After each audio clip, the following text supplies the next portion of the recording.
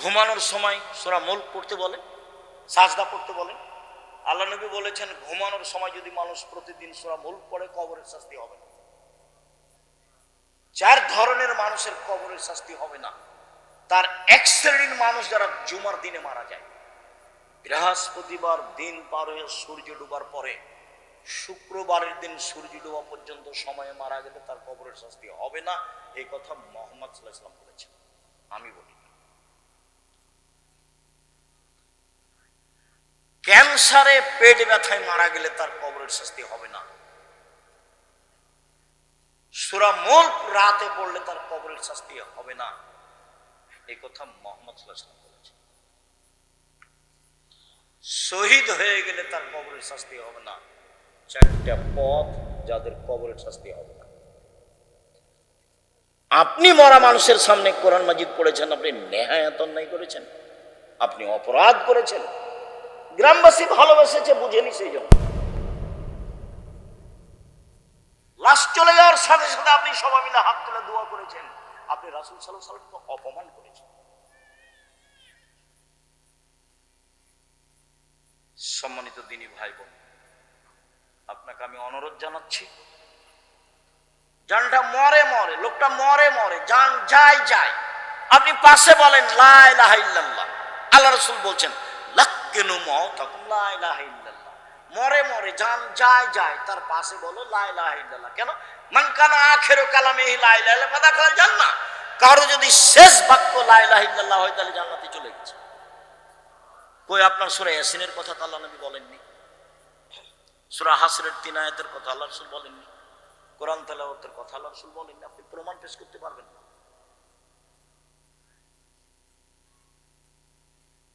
সম্মানিত দ্বীনী ভাই বোন, সদাচরণ, আল্লাযীনা ইনফিকুনা ফিস সাররাই ওয়াজ যাররাই ওয়াল কাযিমিনাল গায়জ ওয়াল আফিনা আনিন নাস। তিনটা গুণ আছে যার সে জান্নাতে যাবে। এক, ধনী মানুষ হলেও দান করে, 1000 লাখ টাকা করে। গরিব মানুষ হলেও দান করে, 10 টাকা করে। সচ্ছল অসচ্ছল অবস্থায় দান করে যে সে জান্নাতে যাবে। এক। দুই, অল কাযিমিনাল গায়জ, রাগকে দমন করতে পারে যে সে জান্নাতে যাবে। আল্লাহ বলছেন এই কথা, আমি বলি। রাগ দিয়ে জীবনে কোনো কাজ নিতে হবে না, কোনো কাজ। লবণ বেশি হয়ে গেছে বউকে, তখন গালি দেওয়া হবে না, তখন মারা হবে। আর আমার দ্বীনী বোনদেরকে বলছে, কথা বলছো, চুপ থাকো।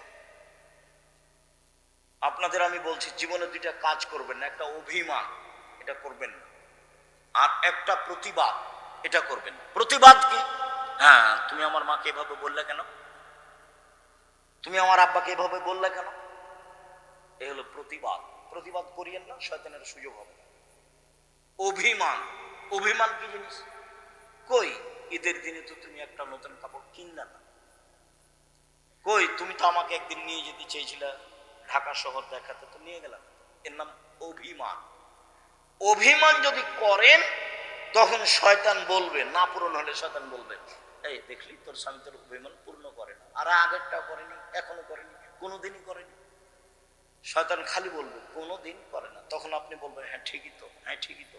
সকালবেলাতে তখন আপনি বলবেন তোর ভাত খাবো না, তুই তালাক দিয়ে দে এক্ষুনি। তখন ওই খেপে গেছে, তালাক দিয়ে দে, তুই এক্ষুনি তালাক দিয়ে, তোর বাড়িতে থাকবো না, এক্ষুনি তালাক দিয়ে দে। ওও চাপে পড়েছে, যা 1 তালাক 2 তালাক দে, 1000 তালাক দিলাম, যা। যেমন তালাক দেওয়া শেষ হয়েছে তেমনি শয়তান চলে গেছে, আর নেই।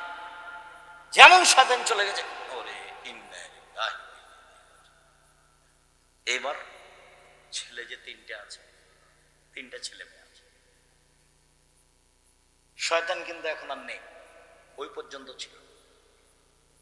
সামান্য ব্যাপারে স্বামী স্ত্রীর মধ্যে শয়তান একবারে হঠাৎ করে এমনিতে লাগিয়ে দিতে পারে।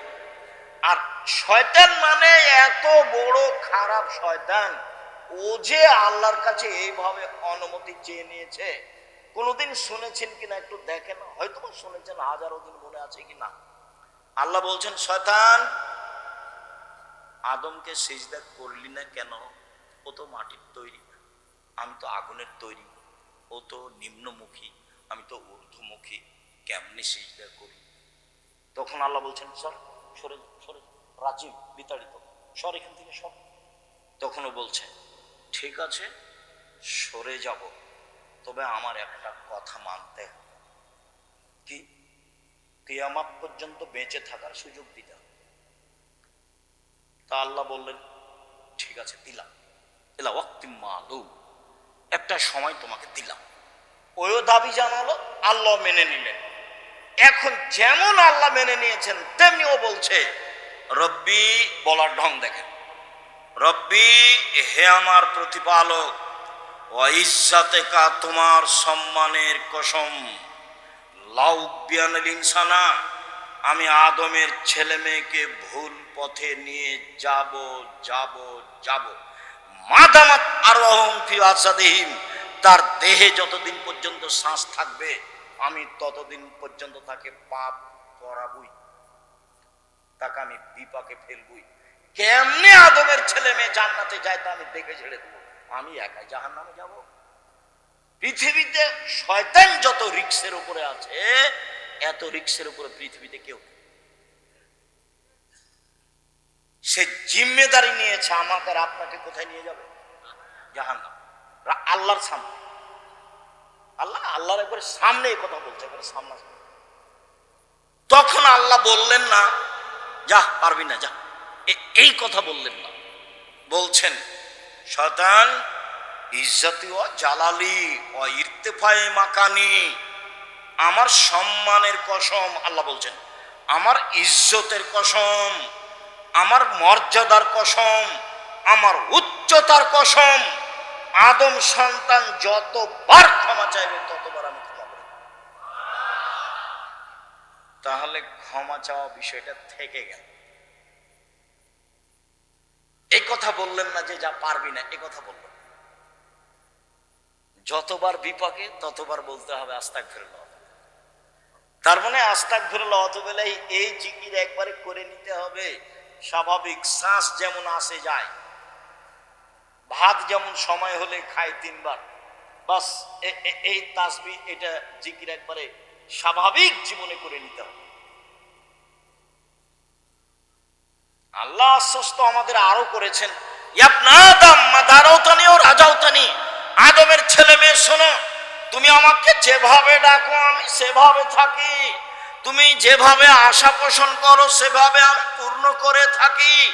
আদম সন্তান, তুমি আমাকে যেভাবে ডাকো আমি সেভাবে থাকি, তুমি যেভাবে বলো আমি সেভাবে শুনি, তুমি আমার কাছে ক্ষমা চাইলে আমি ক্ষমা করে দিই।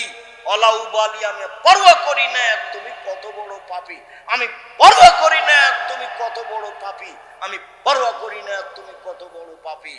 আদমের ছেলে মেয়ে শোনো, লাউ বালাগাল জুনুবু কানান সামায়ে, তোমার পাপ বেশি হতে হতে যদি আকাশে লেগে যায়, পাপ আর পাপ, তারপরে যদি তুমি আমার কাছে ক্ষমা চাও আমি ক্ষমা করে দিব, আমি পরোয়া করি না তুমি কত বড় পাপী। তুমি যেভাবে ডাকো আমি সেভাবে থাকি, তুমি যেভাবে আশা পোষণ করো সেভাবে আমি পূর্ণ করে থাকি, তুমি যেভাবে ডাকো আমি সেভাবে থাকি, তুমি যেভাবে আশা পোষণ করো সেভাবে আমি পূর্ণ করে থাকি, আমি পরোয়া করি না তুমি কত বড় পাপী। আবার বিচারের মাঠে আসবেন আল্লাহ তাআলা আমাদের সামনে, বিচারের মাঠে এসে বলবেন আদমের ছেলে মেয়ে শোনো, যেই পরিমাণ তুমি পাপ নিয়ে এসেছো আমিও সেই পরিমাণ ক্ষমা নিয়ে এসেছি আজকে। তোমার যেই পরিমাণ পাপ আমার সেই পরিমাণ ক্ষমা, তোমার যেই পরিমাণ পাপ আমার সেই পরিমাণ ক্ষমা, তোমার যেই পরিমাণ পাপ আমার সেই পরিমাণ ক্ষমা। যদি শিরক না থাকে, পাপ যতই হোক না কেন, বিচারের মাঠে আমি তোমাকে ক্ষমা করে দেব, আমি সর্বশক্তিমান। তবে শিরক করেছে যে তার আমি পাপ ক্ষমা করব না। আমি বলেছিলাম কালিমায়ের বাপের আকাশ, আমার ছেলে মেয়ে আমার সোনার বাংলা বলে না, বলবে না, আপনার বলে, আপনার চলে। কে আপনাকে মাস্টার ডিগ্রি পাস বলে তা আমি জানি না, আমি বলি না। আপনি কেমন শিক্ষিত মানুষ, আপনার বাপ আপনার কত টাকা খরচ করলো, বলছে যে আমার ছেলে খুব মেধাবী, কি করেছে? ম্যাট্রিক পরীক্ষার সময় 4 জন শিক্ষক রেখেছে। কি করেছে?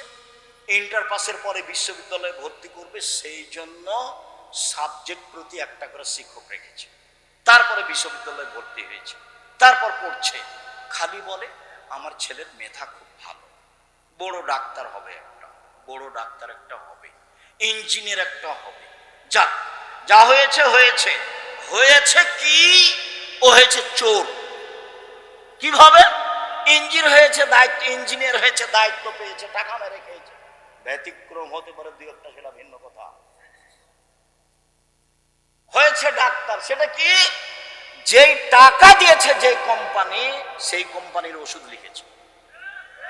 কথা বোঝাতে পারিনি তো? টাকা আমার লস না, ওর বাপের লস, ওর বাপের লস। আর যে ছেলে খুব মেধাবী বলে বিদেশে আছে, বিদেশি সরকার তো তাকে অত বড় চাকরি দিবে না, তখন ওকে সুইপার যারা তাদের নেতা করেছে, ম্যানেজার করেছে, তার বেতন 4 লাখ টাকা। তখন দেখছে বাংলাদেশে গেলে কয় লাখ টাকা বেতন পাবো। সুইপার যারা তাদের নেতা হলে কি হবে? টাকা তো আছে। এ হলো খুব মেধার ফলাফল। আপনি চাঁপাইনবাবগঞ্জের দেখান আমার সামনে কাউকে। আর ছেলে মানুষ করবেন জাতির উদ্দেশ্যে। ছেলে মানুষ করবেন কার উদ্দেশ্যে? জাতির উদ্দেশ্যে, জাতির কল্যাণের জন্য। আমি মুসলিম চিরনবীর মরণকে করি না ভয়, মরলে শহীদ বাঁচলে গাজী, আমার উভয় সমান। বাঁচাও যতটুকু, মরাও ততটুকু, আমার উভয় সমান। এরকম ছেলে গড়ে তুলবেন। সেই বেদাত দেশে আছে, শিক্ষার নামে মিথ্যা শিক্ষা আছে, জাহেলি শিক্ষা, যেটা তুলে দিতে হবে।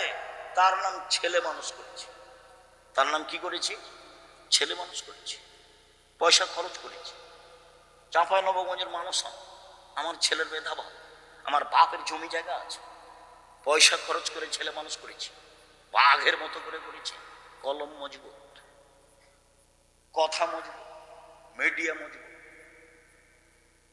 2 দিন বাঁচতে এসে প্রতারণামূলক সম্মান নিয়ে বাঁচতে রাজি নয়, ফাঁকি দেওয়া সম্মান নিয়ে বাঁচতে রাজি নয়। ও বলল ওমা তোমার আকাশ, ওমা তোমার বাতাস। ঠাকুর বলছে ও কালিমা তোমার আকাশ, ও কালিমা তোমার বাতাস। আমার ছেলে বলে সকালে উঠে, ও কালিমা তোমার আকাশ, তোর বাপের আকাশ। হয় না। কিভাবে? ও তো মুসলমানের শত্রু, ও তো জাতির শত্রু, ও তো বিশ্ববিদ্যালয়ের শত্রু। ও কি করে সম্মানী হতে পারে? আরে যেদিন বাংলাদেশের, ভারতের, পাকিস্তানের মুসলমানেরা ইংরেজদের হাতে বেইজ্জত হয়, ফাঁসি হয় মুসলমানের, সেদিনও লন্ডনে মুচ পাকায়। ইতিহাস ভুলে গেলে হবে? ইতিহাস এই 71 সাল থেকে নয়, ইতিহাস 1947 14 আগস্টে অন্তত যেতে হবে, অন্তত। তাহলে বোঝা যাবে কিছু। শেরে বাংলা কিছুই করলো না। সম্মানিত দিনী ভাই বোন, কষ্ট হয়, সেজন্য মধ্যে কথা চলে এসেছে, আপনি মনে কিছু নেবেন। 1, দান করেন, জান্নাত আছে। 2, রাগ দিয়ে কাজ নেবেন না, জান্নাত আছে। 3, মাফ করতে হবে। মামলা নেই, বিচার নেই, বিচার করব না। আমার ছেলেকে মেরেছে, মামলা করব না, যা হয়েছে হয়েছে, প্রতিশোধ নেই।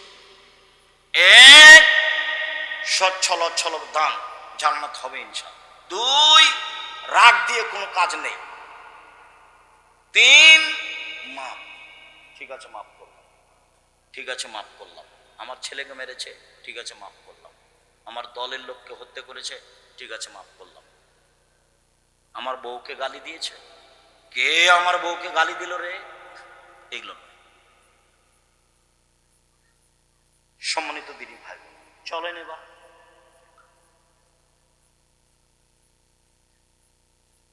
সদাচরণ দিয়ে জান্নাতুল ফেরদাউস পাওয়া যায়। এমন কোন ইবাদত নাই পৃথিবীতে যার বিনিময় সরাসরি জান্নাত, সদাচরণ ছাড়া। জান্নাতুল ফেরদাউস সবচেয়ে দামি জান্নাত।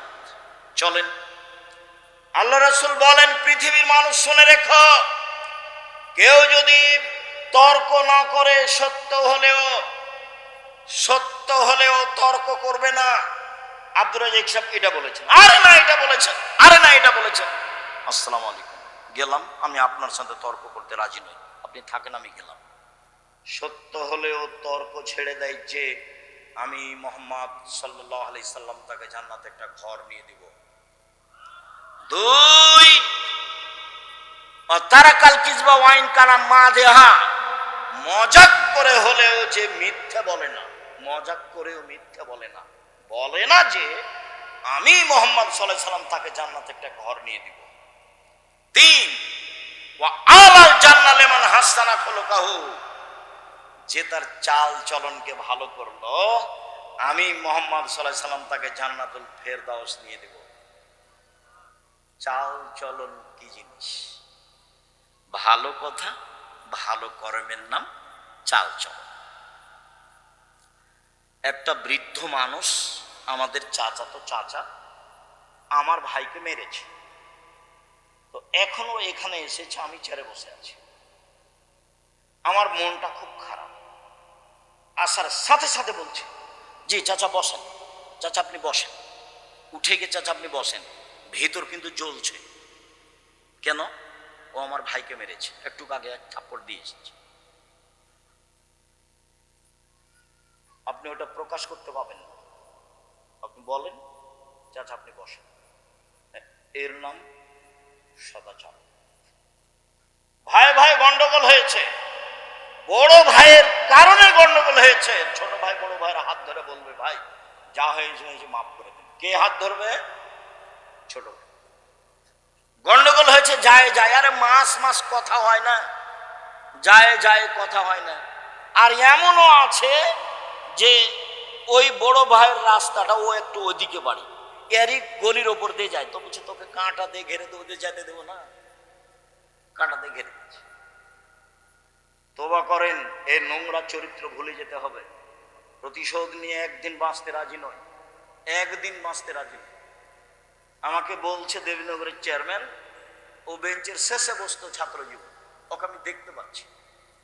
তো বলছে আব্দুর রাজ্জাক তোমাদের গ্রামে যে রাস্তা হবে, তো তোমাদের ব্যাপারে একটু কথা ছিল রাস্তাটা। তো আমি বলছি যে এক কাজ করে, আমাদের জমির সামনে যখন আসবে তখন রাস্তাটা জমির ভিতরে নিয়ে চলে যাবে, আবার এইভাবে নিয়ে যাবে, কোনো সমস্যা নেই। কেউ কেউ যদি বলে তাহলে বলো, আমরা বলবো না। আর যদি মনে করেন যে কারো কথাই করব, তো এনতাজ মেম্বার যেটা বলবে সেটা করিয়ে, নইলে আমাদের জমির সামনে যখন রাস্তা আসবে তখন আমাদের জমির ভিতরে চলে যাব, এইভাবে আবার ঘুরে আসবে। আমার কথা বুঝতে পারছেন না? কেউ কিছু বলবে না, তাহলে আপনারা আসবেন না? না, ওইরকম বৈঠকে আমরা চাই না। প্রতিশোধ নিয়ে হিংসা করে দলাদলি করে লাভ হবে না। আপনাকে দল মুক্ত হতেই হবে, সংগঠন মুক্ত হতেই হবে, একবারে জেহেন খালি রাখতে হবে, ফ্রি। তাছাড়া আপনি একজনকে ভালোবাসবেন, একজনকে খারাপ বাসবেন, টিকতে পারবেন। এখানে যারা বসবাস করছি, দলীয় ভাবে একজন আর একজনকে কত খারাপ বাসি। এদিকে দেখেন, এক মিনিট, দুইটা মেয়ে একসাথে জন্ম নিয়েছে, দেখতে সুন্দরী, তারা মেধাও ভালো, তাদের চাল চলনও ভালো।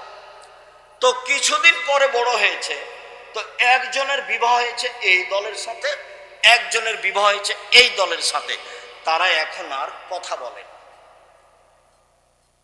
তারা এখন আর কথা বলে না। কয়েকদিন আগে কিন্তু একজনকে ছেড়ে আর একজন থাকতো না, কথায় কথা বলতো, আম্মা ও কই, আম্মা ও কই, ও বলতো আম্মা ও কই, একজন আর একজনকে ছেড়ে থাকতো। এটা রোগ, এটা ব্যাধি, এখান থেকে আপনাকে মুক্ত হতে হবে। মানুষকে ভালো ভাসতে হবে, প্রতিবেশীর সাথে ভালো আচরণ করতে হবে, টিকা যাবে না। সম্মানিত দিনী ভাই বোন, সদাচরণ দিয়ে সবচেয়ে দামি জান্নাত পাওয়া যায়।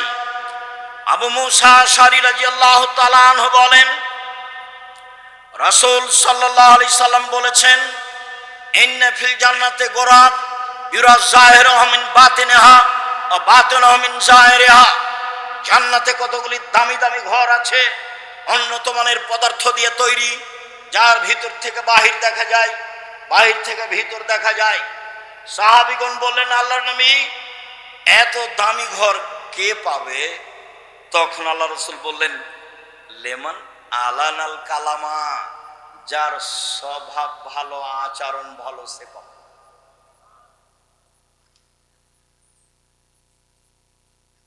সদাচরণ, সদাচরণ কি জিনিস আবার কি বুঝতে হবে না? বুঝেছি। কোনোদিন প্রতিশোধ নেবেন না, কারো গালি দিবে না। এই ছেলে তোমাকেই বলছে, পল্লী অঞ্চলে বাড়ি, ক্ষমতা দেখিয়ে, দলীয় দাপট দেখিয়ে বড় হয়েছে।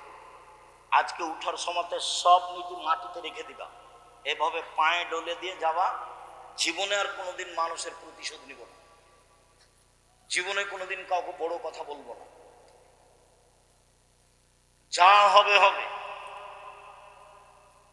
কারো বিরুদ্ধে মামলা করতে যাব না।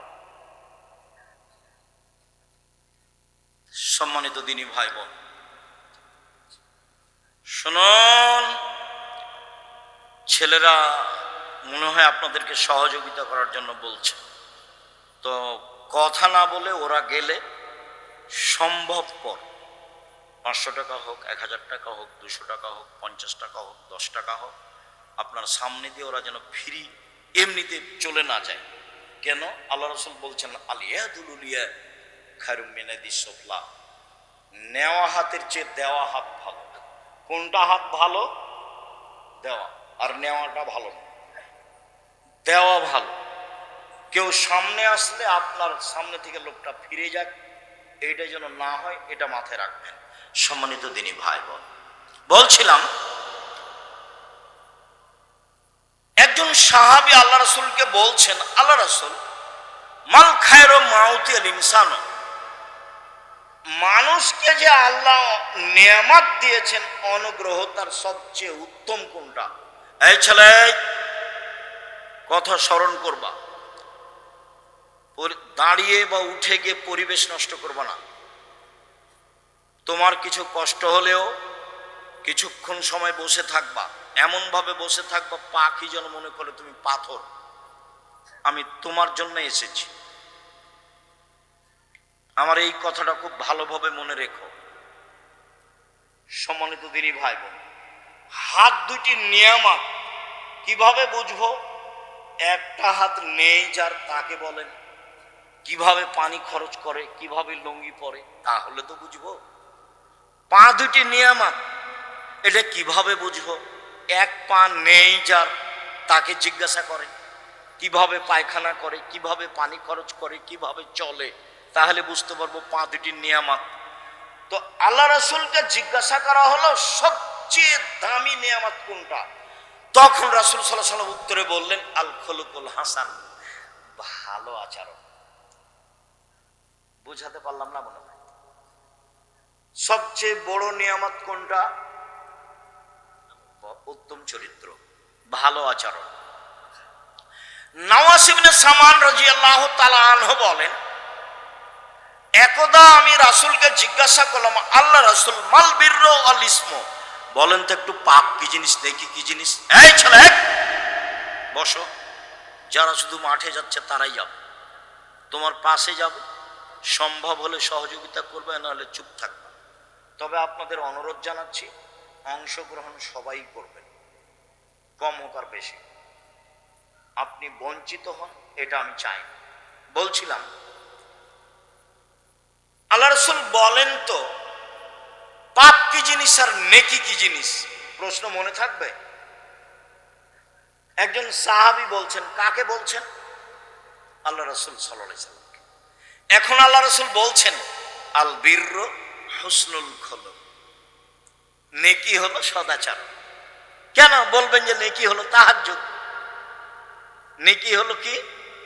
তাহাজ্জুদ, এই কথা বলবেন। নেকি হলো হজ, নেকি হলো কোরআন তেলাওয়াত। এই না বলে উত্তরে কি বললেন? নেকি হলো সদাচরণ। মনে রাখতে হবে। আপনি আমার দিনী বোন, ভাবির কাছে প্রতিশোধ নেবেন না, ভাবির সাথে কাজে থাকবেন। যদি ভাবির সাথে কাজে না থাকেন, যা পারে তা করুক না। তা আপনি যখন শ্বশুর বাড়ি যাবেন তখন আপনার ননদেরা সাথে থাকবেন। কাজেই ভাবির সাথে কাজে থাকবেন। চাচি, নানি, দাদা, দাদি, খালা, ফুপু যারা আছে কোনো মহিলার সামনে জোর করে মুখ খুলবেন না। ঝগড়া তো বহুদূরের কথা। গ্রামের মহিলারা যখন ঝগড়া লাগে তখন সবচেয়ে জয়ী কে, যে সবচেয়ে বেফাস কথা বলতে। যখন ঝগড়া থেমে যায় তখন বলেছি, মনটা ঠান্ডা করে বলেছি। তো এটার ফল কি হয়েছে?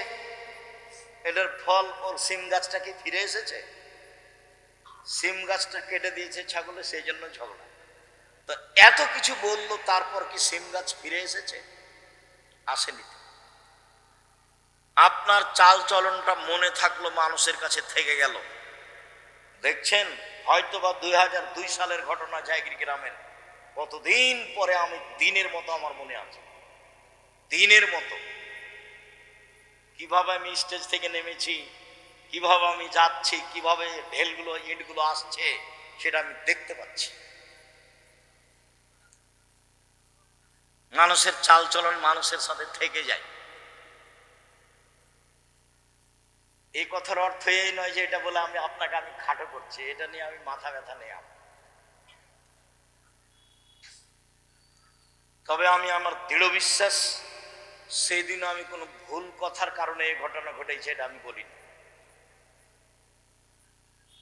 কোনো দিন নয়। মানুষ ভুলের ঊর্ধ্বে নয়, সেটা ভিন্ন কথা। সদাচরণ এক অবাক আচরণ, একটা দিয়ে দুইটা নেকি হয়, দুইটা বড় বড় নেকি। আয়েশা রাদিয়াল্লাহু তাআলা আনহা বলেন, ইন্নামাল মুমিন ইয়াজদু বিহুসনি খুলুকিহি দারাজাতান সাইমুল কায়েম। তাহাজ্জুদ পড়লে যত নেকি হয়, সদাচরণে তত নেকি হয়। নিয়মিত নফল রোজা থাকলে যত নেকি হয়, সদাচরণে তত নেকি হয়। এই ছেলে,